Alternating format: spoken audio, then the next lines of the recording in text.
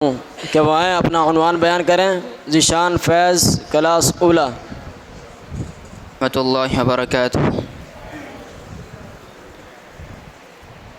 نحمده ونصلي على رسوله الكريم أما بعد، قال الله تعالى في القرآن المجيد والفرقان الحميد: يا أيها الذين آمنوا إذا ناجيتم الرسول فقدموا بين أيدي نجواكم صدقة ذلك خير لكم وأطهر.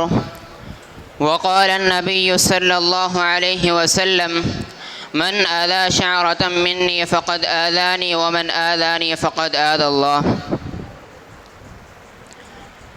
ہو ایسی کسی کی سیرت بے مثال تو دکھاؤ، جیسا ہے آمنہ کا کوئی لال تو دکھاؤ، انسانیت کو جس پر ہمیشہ رہے گا ناز، ان جیسے کوئی قیل و قال تو دکھاؤ، عرش بری پر اللہ قسمیں اٹھائے جن کی، اس ختم الرسل جیسی چال ڈھال تو دکھاؤ۔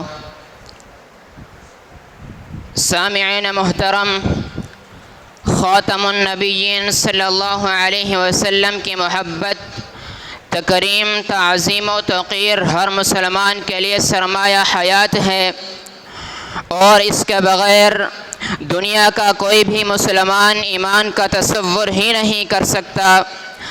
اور دین اسلام کی یہی چیز اہل اسلام کو دنیا کی دیگر مذہبی روایات سے ممتاز کرتی ہے۔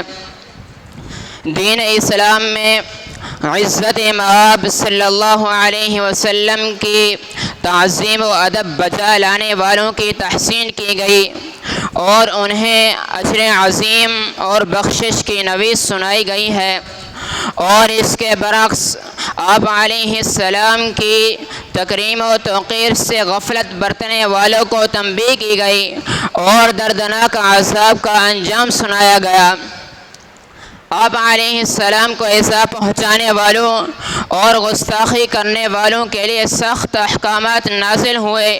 یہی وجہ ہے کہ صحابہ کرام کی زندگیاں محبت مصطفیٰ اور ادب مصطفیٰ صلی اللہ علیہ وسلم سے عبارت ہیں، اور اس شعر کا منظر پیش کر رہی ہیں: حسن یوسف پہ کٹی مصر میں انگشت زنا، سر کٹاتے ہیں محمد کے نام پر مردان عرب۔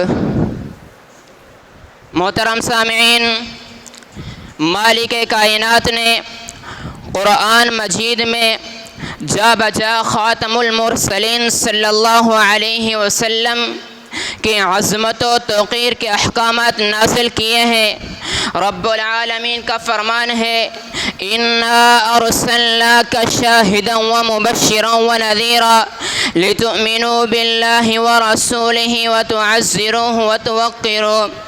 ایک اور مقام پر رب العالمین کا فرمان ہے: یا ایہا الذین آمنوا اذا ناجیتم الرسول فقدموا بین ایدی نجواکم صدقہ ذلک خیر لکم واطہر۔ ایک اور مقام پر مالک کائنات کا فرمان ہے: یا ایہا الذین آمنوا لا ترفعوا اصواتکم فوق صوت النبی۔ پھر فرمایا: ان الذین یغضون اصواتهم عند رسول اللہ اولئک الذین امتحن اللہ قلوبهم للتقوى لهم مغفرۃ واجر عظیم۔ اسی طرح بارگاہ رسالت مآب صلی اللہ علیہ وسلم کے ادب کا لحاظ نہ کرنے والوں کے بارے میں ارشاد فرمایا: ان الذین ینادونک من وراء الحجرات اکثرهم لا یعقلون۔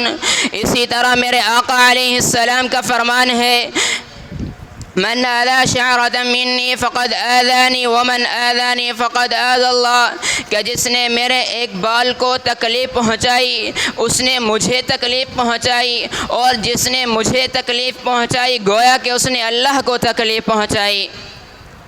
سامعین محترم، دنیا کی تمام اقوام کے انصاف پسند اور غیر متعصب متفکرین نے میرے آقا علیہ السلام کو اپنے اپنے انداز میں خراج عقیدت پیش کی، لیکن چند ازلی بدبخت و سیاہ باطن ہیں جو انسانیت کے محسن اعظم اور دنیا پر مجسم رحمت کہ حضور گستاخی کے مرتکب ہوتے ہیں، آمنہ کے لال، مکہ کے در یتیم، تو وہ کائنات کے عظیم انسان ہیں کہ